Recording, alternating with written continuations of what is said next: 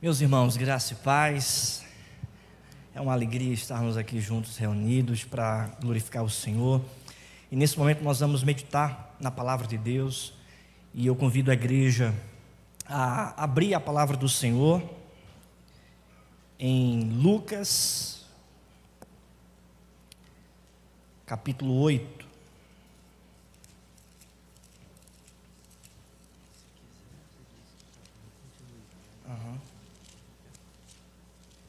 Lucas, capítulo de número 8,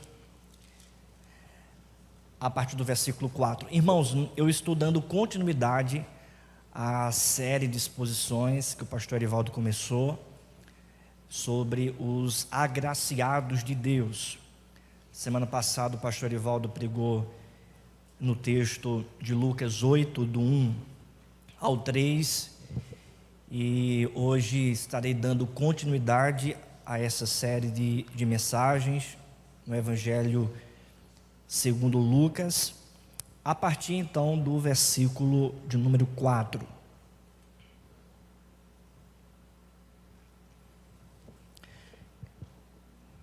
Igreja do Senhor Jesus, fique atenta ao que diz a palavra do Senhor, acompanhe comigo a leitura. Afluindo uma grande multidão e vindo ter com ele gente de todas as cidades, disse Jesus por parábola: eis que o semeador saiu a semear, e ao semear, uma parte caiu à beira do caminho, foi pisada, e as aves do céu a comeram. Outra caiu sobre a pedra, e tendo crescido, secou por falta de umidade. Outra caiu no meio dos espinhos, e estes, ao crescerem com ela, a sufocaram. Outra, afinal, caiu em boa terra, cresceu e produziu a 100 por 1. Dizendo isto, clamou: quem tem ouvidos para ouvir, ouça. E os seus discípulos o interrogaram, dizendo: que parábola é esta? Respondeu-lhe Jesus: A vós outros é dado conhecer os mistérios do reino de Deus, e aos demais fala-se por parábolas, para que vendo não vejam e ouvindo não entendam. Este é o sentido da parábola. A semente é a palavra de Deus. A que caiu à beira do caminho são os que ouviram, vem a seguir o diabo e arrebata-lhes do coração a palavra, para não suceder que crendo sejam salvos. A que caiu sobre a pedra são os que, ouvindo a palavra, a recebem com alegria. Esses não têm raiz, creem apenas por algum tempo, e na hora da provação se desviam. A que caiu entre os espinhos são os que ouviram e no decorrer dos dias foram sufocados com os cuidados, riquezas e deleites da vida, e os seus frutos não chegam a amadurecer. A que caiu na boa terra são os que, tendo ouvido de bom e reto coração, retêm a palavra, estes frutificam com perseverança. Vamos orar? Fecha teus olhos. Senhor Deus, amado Pai, nós lemos a Tua palavra e te suplicamos, ó Deus, nesse momento, que o Teu Espírito Santo nos dê entendimento da Tua verdade, das Tuas promessas. Ó Pai, que o Senhor venha sobre nós, abrindo, Pai amado, o nosso coração para recebermos, ó Deus, o Teu alimento espiritual. Te pedimos, ó Deus, que o Teu Espírito Santo cative a nossa mente em Tua palavra e que nada, absolutamente nada, nos tire a atenção de Ti. Te pedimos, ó Deus, que Cristo Jesus seja aqui neste púlpito glorificado e que possamos, ó Deus, receber não da parte de homem, mas receber da parte de Ti, ó Deus, a Tua palavra, a tal ponto que possamos, ó Deus, sair daqui nesta noite convictos de que não ouvimos a voz apenas de um pastor, mas que ouvimos a voz do nosso supremo pastor Jesus Cristo, que intercede por nós e que se manifesta aqui no nosso meio de modo espiritual. Te pedimos, ó Deus, que a tua palavra traga avivamento espiritual para a nossa vida, consolo da parte do Senhor para as nossas angústias, que a tua palavra repreenda todo o caminho mau do nosso coração, que a tua palavra, Senhor Deus, venha como fogo do teu Espírito Santo, aquecer a nossa vida para vivermos o teu santo e genuíno propósito. Nós te pedimos isso em nome de Jesus Cristo. Amém. Amém. Meus irmãos, nessa noite eu gostaria de falar sobre a autenticidade da graça. A autenticidade da graça. Nós vivemos em um tempo, irmãos, em que muitos estão se levantando com perguntas, questionamentos, mas a pergunta que nós podemos fazer é: o que de fato é uma igreja autenticada pela graça? O que de fato faz o cristianismo, ou o cristianismo que nós estamos vivendo, ser um cristianismo da graça? O que de fato, querido, faz com que a sua vida cristã seja de fato uma vida cristã pautada pela graça de Deus? Há um livro escrito pelo C.S. Lewis, Cristianismo Puro e Simples, inclusive foi esse o primeiro livro que nós estudamos no clube de literatura da nossa mocidade, e o autor escreve em um contexto de Segunda Guerra Mundial, com o objetivo de apresentar para o mundo da época a autenticidade de um cristianismo puro, simples, mas não simplório, de um cristianismo que é pautado pela graça de Deus. Hoje, no nosso tempo, no nosso contexto, vivendo aí em um tempo de pandemia, de retorno gradual ao comércio, ao culto público, de retorno gradual às atividades de uma forma geral, comunitária, nesse tempo, nesse contexto de pandemia, o que de fato nós podemos perguntar, e fazemos essa pergunta para nós mesmos: o que de fato autentica na nossa vida a graça de Deus? Como é que nós estamos vivendo? A nossa vida é uma vida pautada pela graça? O nosso cristianismo tem essa autenticidade da graça? Vivemos em uma igreja que tem essa autenticidade da graça diante de tantas igrejas, diante de tanta novidade, diante de um contexto de pandemia? O texto que nós acabamos de ler responde essas perguntas. É a parábola do semeador, uma parábola bastante conhecida.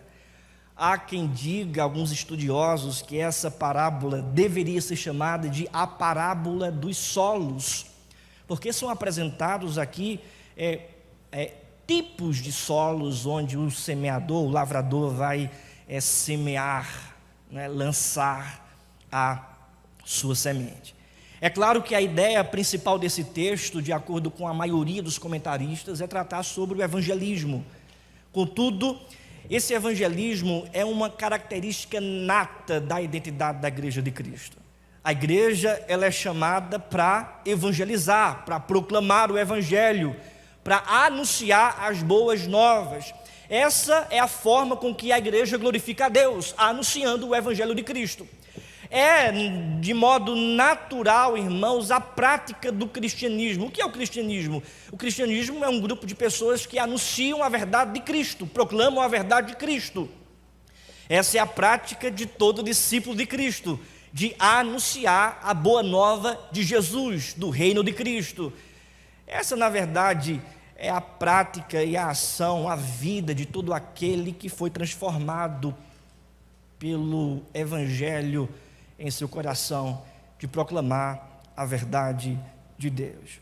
Agora, perceba que em tudo isso a manifestação da graça, ela aparece autenticando aquilo que Jesus está proclamando e anunciando na parábola do semeador. A autenticidade da graça, portanto, aponta aqui nesse texto para a vida dos discípulos. Em segundo lugar, aponta também para o semeador, que saiu a semear. E em terceiro lugar, aponta também para o solo do coração humano. Portanto, meditando nesse tema, a autenticidade da graça, eu gostaria de primeiro tratar sobre essa verdade, que a autenticidade da graça está na vida dos seus discípulos.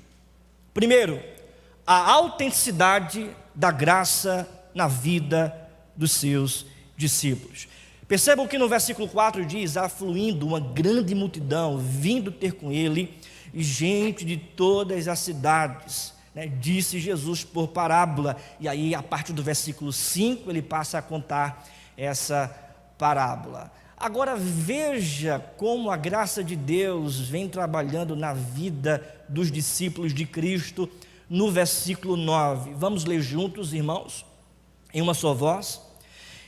E os seus discípulos o interrogaram, dizendo: que parábola é esta? Que parábola é esta? E a primeira verdade é que a autenticidade da graça na vida dos discípulos estimula uma intensa busca por Deus e seus propósitos.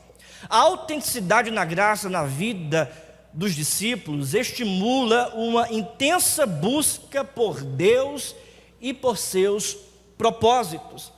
No versículo de número 5, Jesus conta a parábola do semeador que saiu a semear. No versículo 8, ele termina esta parábola que foi contada para uma grande multidão. Agora, no versículo 9, o texto que lemos diz que os discípulos foram interrogar Jesus, dizendo: que parábola é esta?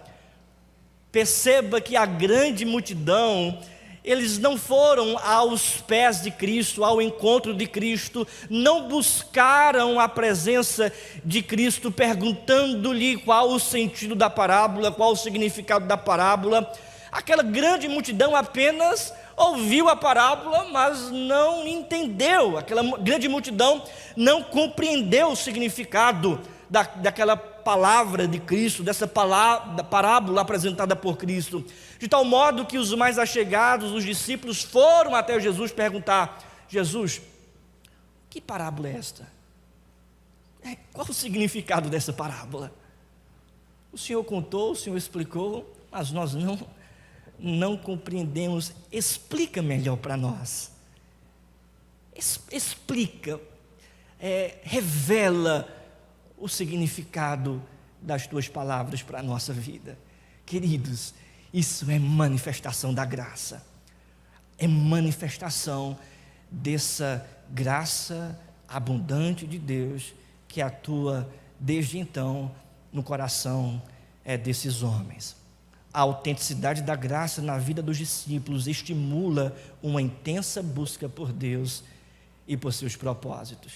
Eles vão ao encontro de Cristo, do Deus encarnado, perguntar o que significa isso. Da mesma forma, querido, é assim a graça de Deus na nossa vida. A graça de Deus nos estimula a buscarmos mais a presença de Deus. A graça de Deus nos estimula a conhecermos mais a vontade dEle. A graça de Deus nos estimula a irmos à sua presença, lendo a sua palavra, com o objetivo de não apenas ler por ler, mas de ler compreendendo aquilo que está escrito. Essa graça de Deus nos estimula a pedir conselhos daqueles que são mais sábios, anciãos, presbíteros, para compreendermos melhor aquilo que está revelado na palavra dele. Essa graça nos estimula a buscar mais a sua presença, a conhecer mais da sua vontade, a conhecer mais dos seus santos propósitos para a nossa vida. Foi exatamente isso que aconteceu na vida dos discípulos. Eles não ficaram com a multidão. Eles deram um passo adiante, foram até a presença de Cristo, dizendo: Cristo, explica essa verdade para nós. E é exatamente isso que acontece, queridos, com o povo de Deus. Se você está aqui nessa noite, congregando, cultuando, louvando e ouvindo a palavra do Senhor, é porque você deu um passo diante dessa grande multidão da sociedade para perguntar para Deus: Deus, qual é a tua vontade para a minha vida? Deus, explica melhor a tua vontade para mim. Deus, explica melhor a tua palavra, a tua revelação. Eu preciso ouvir, eu dependo de ti, eu preciso ouvir a tua voz, eu necessito conhecer a tua revelação, para que eu possa viver no teu caminho, na tua vontade, no santo propósito que o Senhor preparou para a minha vida. Se você está aqui nessa noite, essa realidade, esse fato é fruto da graça de Deus na sua vida.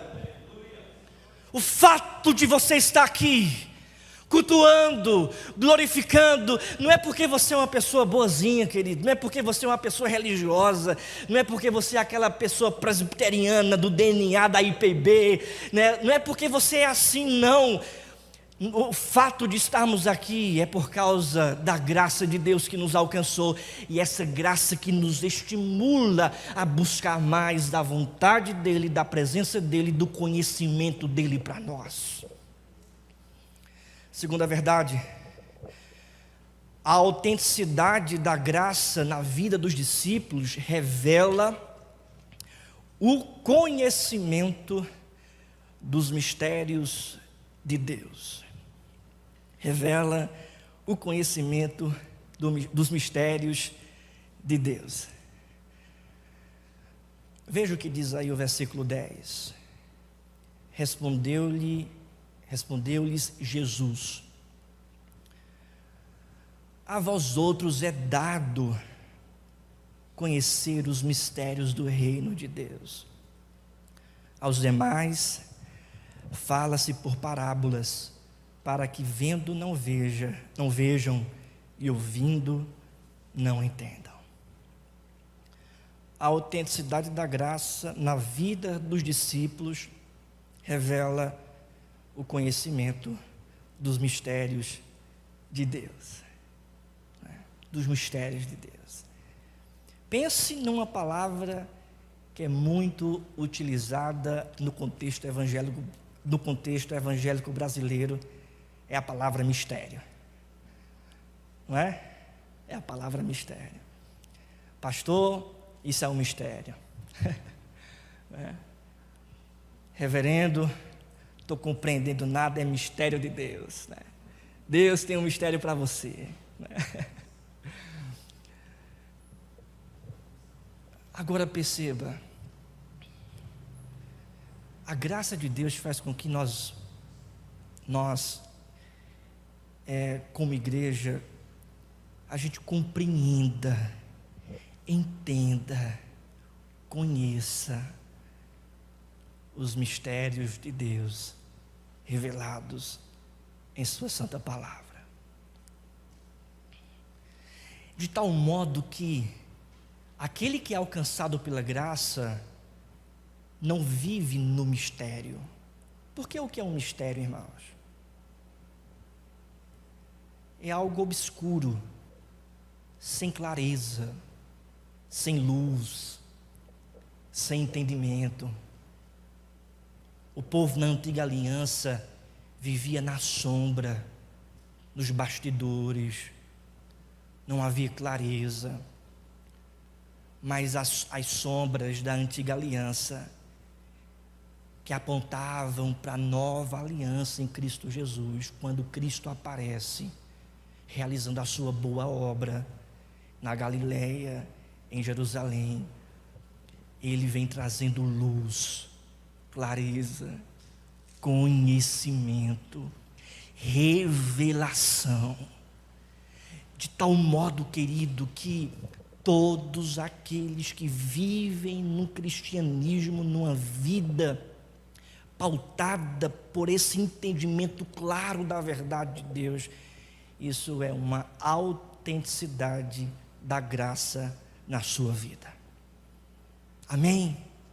Perceba, nós compreendemos, nós agora entendemos, foi revelado, revelação, palavra profética de Deus para a nossa vida, através do supremo profeta Jesus Cristo, que veio ao mundo para revelar a vontade do Pai, revelando aquilo que outrora era um mistério, mas para nós agora que estamos em Cristo, se torna muito claro por causa da boa nova que Cristo trouxe para nós. Ou seja, é um conhecimento, querido, que foi dado a nós, revelado a nós, que autentica na nossa vida a graça de Deus. A autenticidade da graça na vida dos discípulos revela, portanto, esse conhecimento dos mistérios de Deus, que agora não é mistério, mas está muito claro. Cristo, portanto, a partir do verso 10, passa a esclarecer aquilo que eles não tinham compreendido. Assim deve ser a nossa vida. Nós precisamos, irmãos, conhecer a palavra de Deus, conhecer mais aquilo que foi revelado para nós. Nós precisamos, irmãos, nos fadigar na palavra do Senhor e compreender, entender aquilo que foi revelado na palavra dele para a nossa vida. Tem tanta gente, irmãos, que ainda permanece no leite espiritual, tanta gente ainda que permanece, sabe, no berçário do cristianismo, que não avança, que não cresce no entendimento do evangelho da graça, que não cresce no entendimento das sagradas escrituras, que não cresce no entendimento da palavra do Senhor. Tem gente que ainda está no berçário, que ainda está tomando leite espiritual, e me parece que passa ainda uma vida inteira bebendo de um leite espiritual, porque não há essa manifestação da graça, esse entendimento da graça, essa compreensão da graça que Deus revela para os seus. Isso é notório, queridos, quando a gente vai explicar. A gente pode explicar uma vez, pode explicar 2 vezes, 3 vezes, se não há revelação da graça, se não há uma antecipação do Espírito Santo atingindo o coração, abrindo a mente, o pecador ainda continua sem entender, continua sem entender. Assim como uma grande multidão que nem procurou Cristo para compreender aquela parábola, muitos continuam sem entender, sem entender. Mas a graça, querido, na vida dos discípulos revela conhecimento dos mistérios de Deus. Terceira verdade, a autenticidade da graça na vida dos discípulos viabiliza a participação no glorioso reino de Deus. Viabiliza a participação no glorioso reino de Deus, porque veja o que diz o texto ainda no verso 10: a vós outros é dado conhecer os mistérios do reino de Deus, do reino de Deus. Aos demais fala-se por parábolas, para que vendo não vejam e ouvindo não entendam. O que Jesus está dizendo é o seguinte: é dado para vocês o conhecimento do meu reino, ou seja, do reino de Cristo, para que vocês possam participar deste reino. Cristo está aqui viabilizando, abrindo a porta para que pecadores redimidos através dele mesmo, Cristo Jesus, possam então serem ativos do reino do próprio Cristo. E alguém pode perguntar: mas pastor, o reino de Deus ainda vai acontecer, o reino de Deus ainda vai se manifestar, o reino de Deus é um reino celestial. Mas não, querido, o reino de Deus foi inaugurado na primeira vinda de Cristo. Nós estamos dentro desse reino, do reino espiritual de Cristo Jesus. Embora o reino já tenha sido inaugurado, ele ainda não é pleno, mas nós estamos vivendo nesse reino espiritual. E Cristo passa a contar e explicar como se dar esse reino com a parábola do semeador, dizendo: vocês, portanto, devem semear, assim como o semeador lança a semente no solo, vocês devem semear, anunciar a boa nova do reino, lançar essa semente santa do evangelho nos solos dos corações humanos. Ele explica exatamente isso quando diz no versículo 11: este é o sentido da parábola. A semente é a palavra de Deus. O reino chegou. Ele está dando clareza, vocês agora vão participar deste reino. De que forma? Da forma como um semeador, um lavrador que sai a semear. Ou seja, vocês precisam, vocês devem, necessitam, assim como o semeador, lançar a palavra de Deus neste reino que foi inaugurado. Portanto, meus irmãos, a autenticidade da graça na vida dos discípulos viabiliza a participação no glorioso reino de Deus. Você já está inserido neste reino. Este reino, querido, não é um reino terreno, não é um reino circunstancial, mas é um reino espiritual, é um reino glorioso, é um reino eterno, e que futuramente esse reino será visível para todos. Nós já fazemos parte desse reino, anunciando as boas novas. Portanto, o que Jesus está dizendo é: coragem, se levante, semeie a palavra, anuncie o evangelho, seja boca profética nesse mundo, anunciando a boa nova do reino dele. O que isso significa, pastor? Significa que eu devo agora montar um grupo de evangelismo na terceira igreja presbiteriana? Não significa isso, embora você possa fazer isso, mas significa que com a sua vida, onde você estiver, você deve dar testemunho do reino dele. Onde você estiver, você deve proclamar o evangelho dele. Onde você estiver, você deve ser boca de Deus para a vida de outras pessoas. Onde você estiver, seja no trabalho, seja no consultório, seja na prefeitura, seja na vizinhança, seja na sua casa, na praia, na viagem, na padaria, onde você estiver com a sua vida, você é um agente do reino dele, um agente do reino de Cristo. O que muitas vezes acontece é que as pessoas passam a departamentalizar o evangelismo para um grupo de missões da igreja, ou para um departamento missionário da igreja. Isso não é bom. Isso não é bom. Claro que é bom termos um grupo missionário, é bom termos um departamento de missões, mas a prioridade aqui do texto é a sua vida. Faça dela uma vida que glorifique o Senhor, anunciando e proclamando o evangelho, lançando a semente, participando do reino, divulgando esse evangelho. Como disse o pastor batista, Charles Spurgeon, faça do seu dia um avanço missionário e comece a lançar essa boa semente do evangelho nos solos dos corações daquelas pessoas que te cercam, que vivem com você, que no dia a dia estão com você.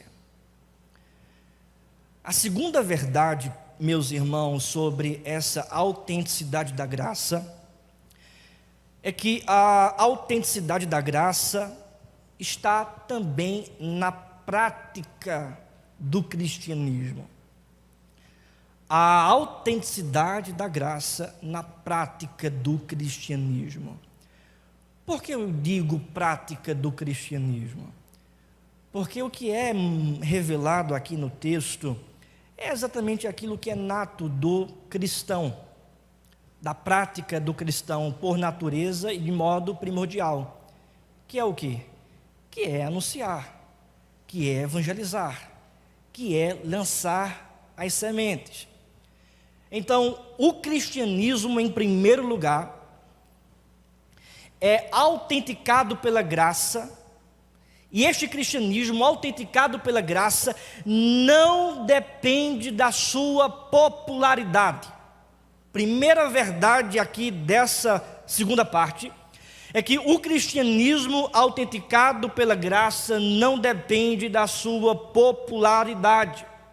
No versículo 4 diz: fluindo uma grande multidão e vindo ter com ele gente de todas as cidades, disse Jesus por parábola. E ele passa a contar aquilo que é prática do cristianismo, do semeador que sai semeando, da igreja que deve anunciar o evangelho. E aí, meus irmãos, no versículo 9 diz que apenas os discípulos, apenas aqueles que estavam ali perto, os mais achegados, foram até Jesus Cristo perguntando qual o significado dessa parábola. Em outras palavras, o texto mostra que aquela grande multidão não revela, não fazia parte, isto por causa dos milagres, prodígios e sinais que Cristo fazia, e não porque tinham produzido, não tinham um arrependimento sincero, uma genuína conversão. Não. A grande multidão deixou de lado. A grande multidão não passou adiante. Apenas os 12, apenas os discípulos, apenas os mais achegados. E perceba que na parábola ele diz, lança a semente à beira do caminho, versículo 5, lança a semente sobre a pedra, versículo 6, lança também a semente no versículo 7 e caiu no meio dos espinhos, e a outra semente em terra boa, e só em terra boa foi que a semente frutificou, germinou, que se compara àquele que foi convertido e transformado pelo Evangelho. Veja, de 4 solos aqui é apresentado apenas um, foi convertido e foi transformado. A maioria não recebeu de forma autêntica essa palavra. O cristianismo autenticado pela graça não depende, querido, da sua popularidade. O mito dominante no evangelicalismo brasileiro é que o sucesso de um cristianismo depende da sua popularidade. Nos nossos dias, o mito que se tornou fato para muitas igrejas é: se deu gente, se tem muitas pessoas, é porque aquele cristianismo é autêntico, é porque houve sucesso, é porque aquela igreja é bem sucedida, é porque aquela igreja, por ser popular, tem revelado um cristianismo autêntico, uma palavra verdadeira, um evangelho genuíno. E não é isso que a parábola do semeador nos ensina, porque apenas um dos quatro solos foi transformado, agraciado, apenas um coração dos outros foi convertido pela mensagem. Diante de uma grande multidão, apenas os discípulos foram até com Jesus para saber o significado daquela parábola. Na verdade, meus irmãos, as duras realidades do Evangelho não conduzem à popularidade e à influência dentro da sociedade secular. As duras realidades do Evangelho não são realidades populares, atraentes, chamativas. E se assim for, esse Evangelho não é o Evangelho de Cristo, porque o Evangelho de Cristo é impopular. O Evangelho de Cristo confronta. O Evangelho de Cristo vai de encontro à nossa própria natureza pecaminosa. O Evangelho de Cristo não passa a mão no ego do nosso coração. O Evangelho de Cristo, o autêntico Evangelho de Cristo não é popular, e isso não é sinônimo para o sucesso do cristianismo e nem de uma igreja. Segunda verdade, o cristianismo autenticado pela graça não vem de uma imitação cultural. Não vem de uma imitação cultural. Veja que o texto diz no versículo 5: eis que o semeador saiu a quê? A imitar. Saiu a fazer de igual modo. Ele saiu a semear. E continuando o texto diz: e ao semear, uma parte caiu à beira do caminho, foi pisada e as aves do céu a comeram. Outra caiu sobre a pedra e, tendo crescido, secou por falta de umidade.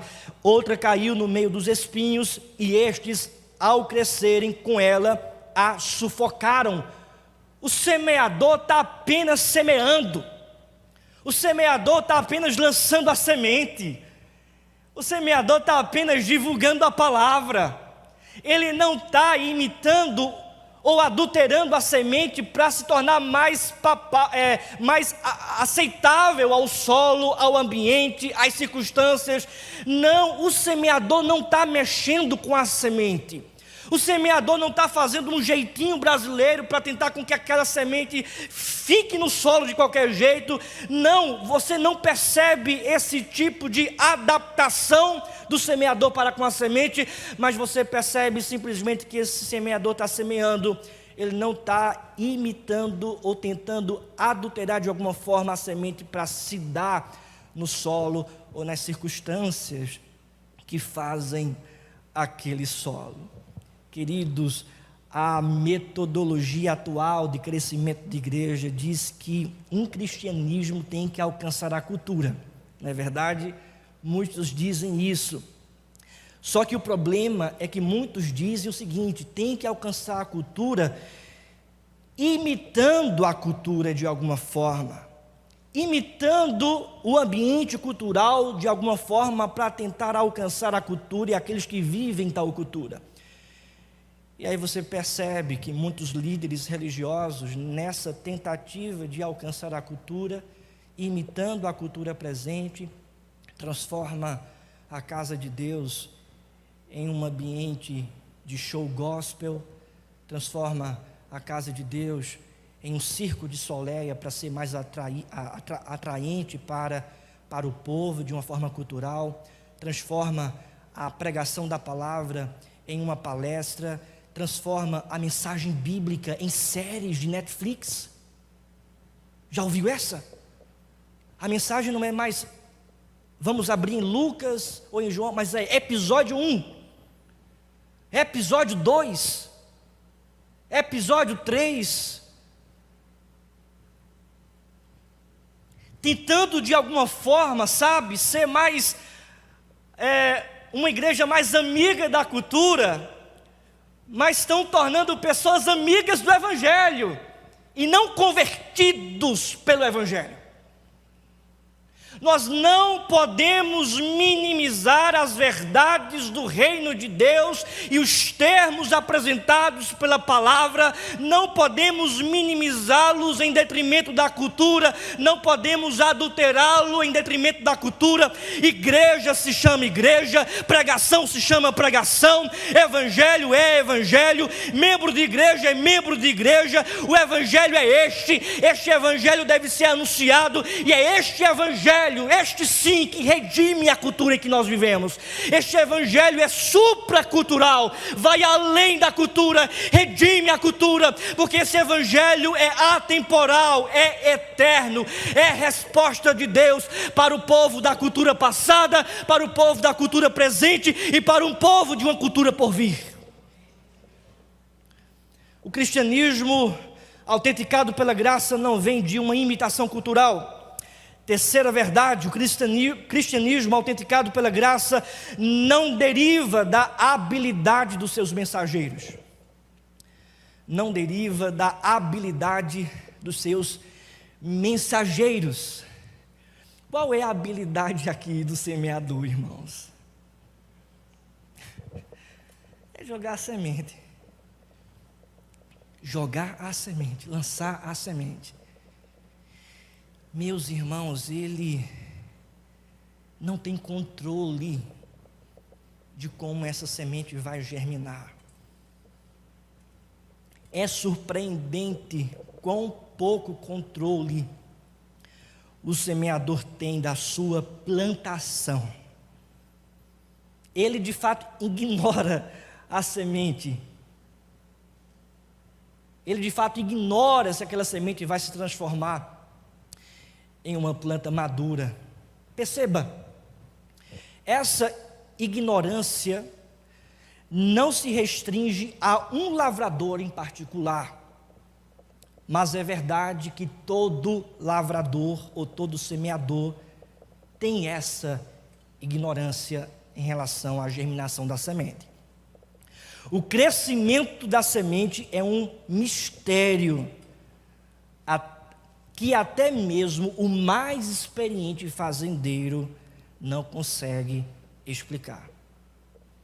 E essa é a realidade chave da parábola do semeador.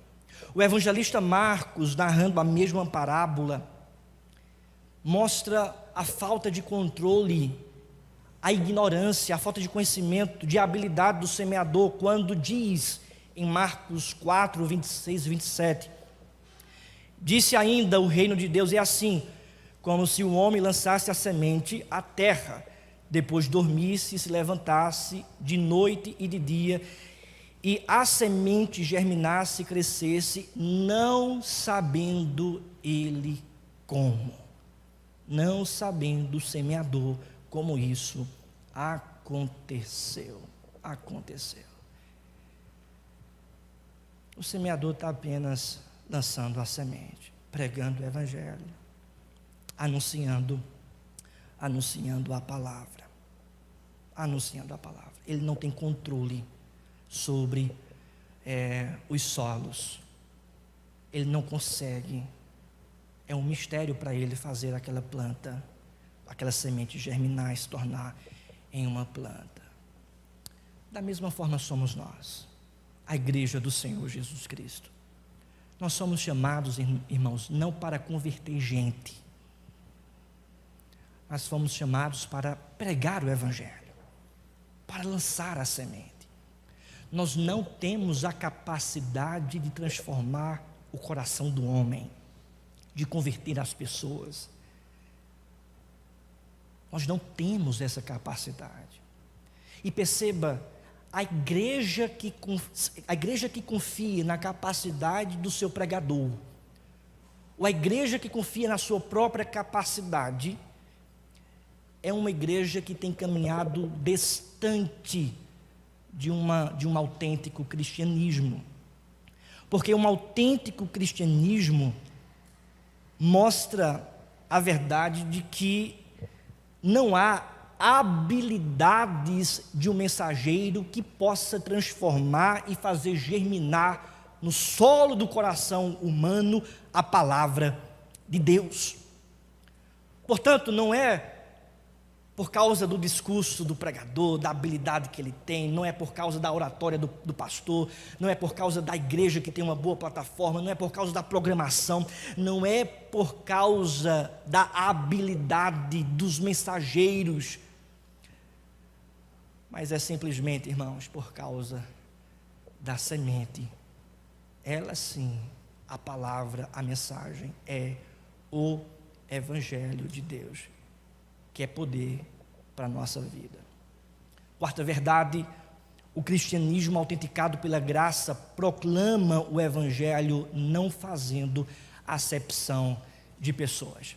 Perceba, meus irmãos, que ele está aqui anunciando o Evangelho para todos os solos. Ele não faz acepção de pessoas.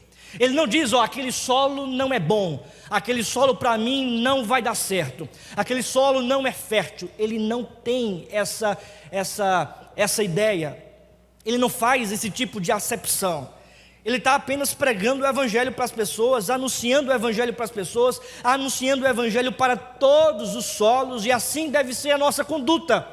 A conduta para com o reino de Deus é de anunciar a boa nova para todas as pessoas, anunciar este Evangelho para todas as pessoas. Quinta verdade, irmãos, o cristianismo autenticado pela graça depende unicamente do poder da mensagem. O cristianismo autenticado pela graça depende unicamente do poder da mensagem. E que mensagem é essa? É a mensagem de Cristo. Perceba que Jesus, explicando sobre a parábola, ele diz no versículo 11: este é o sentido da parábola, a semente é a palavra de Deus. A que caiu à beira do caminho são os que ouviram, vêm a seguir o diabo e arrebata-lhes do coração a palavra, para não suceder que crendo sejam salvos, para não suceder que crendo nesta palavra sejam essas pessoas salvas. Qual é o poder aqui? É o poder da habilidade do semeador? Não.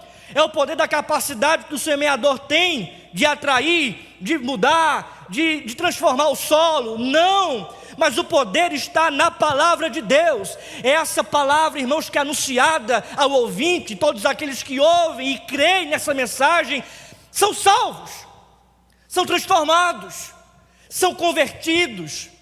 A mensagem, portanto, é ela que tem o poder de transformar vidas. O Evangelho é o poder de Deus para a salvação de todo aquele que crê. Que Evangelho é este, irmãos? É o Evangelho de Cristo Jesus, é o Evangelho que Cristo morreu pelos nossos pecados, é o Evangelho que Cristo nos separou para vivermos em santidade de vida, em novidade de vida, é o Evangelho que Cristo pôs em nosso coração a convicção de vida eterna. Nós podemos fechar os nossos olhos aqui neste mundo, mas nós vamos abrir os nossos olhos pelo Evangelho na glória eterna. É a realidade que, a despeito das nossas más obras, das nossas dificuldades, das nossas faltas, dos nossos pecados, das nossas falhas, em Cristo Jesus nós somos salvos. Não é nós seremos, nós já somos salvos, porque cremos na boa obra de Cristo, nos méritos dele para a nossa vida. É este Evangelho que salva, é este Evangelho que é poderoso. É este Evangelho, querido, que liberta o cativo do império das trevas. Este Evangelho que sara as nossas angústias espirituais, as nossas depressões espirituais.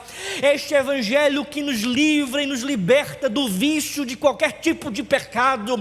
Este Evangelho que traz vida para mortos. Este Evangelho que pode mudar a mentalidade minha, sua, dia após dia, para termos uma mentalidade parecida com Cristo. Este Evangelho que traz esperança para o perdido. Este Evangelho que traz esperança para aquele que está com uma angústia, uma dor no peito, que nada neste mundo consegue resolver, mas este Evangelho resolve, este Evangelho transforma, este Evangelho traz esperança de fato.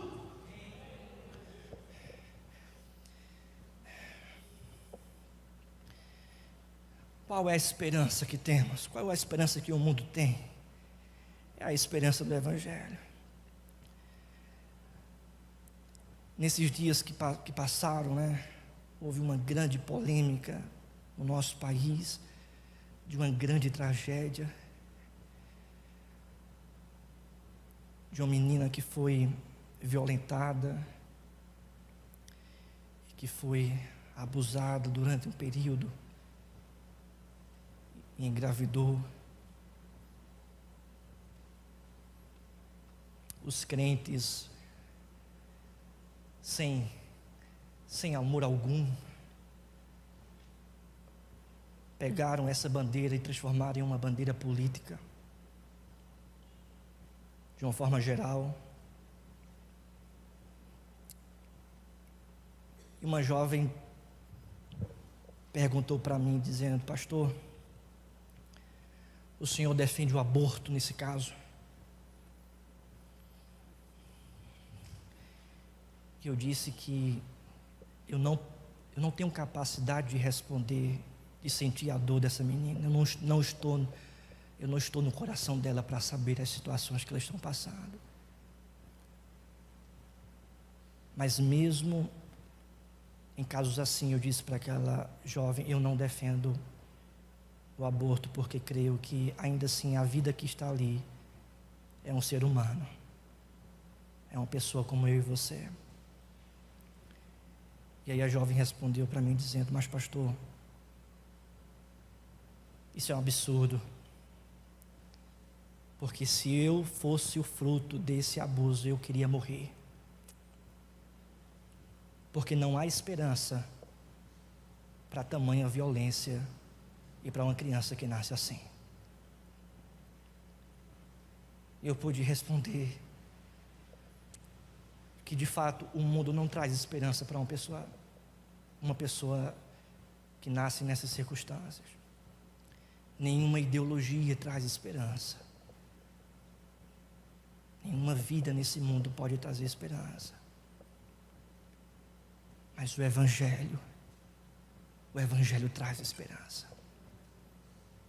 O Evangelho transforma aquilo que é intransformável pelo ser humano. O Evangelho cura dores que ninguém pode curar. O Evangelho traz a eternidade que nenhum homem pode trazer. Porque o Evangelho é o poder de Deus para a salvação de todo aquele que crê.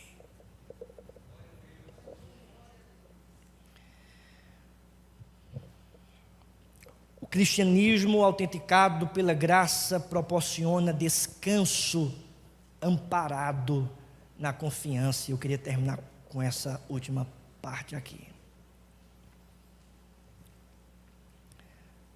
O cristianismo autenticado pela graça proporciona descanso amparado na confiança.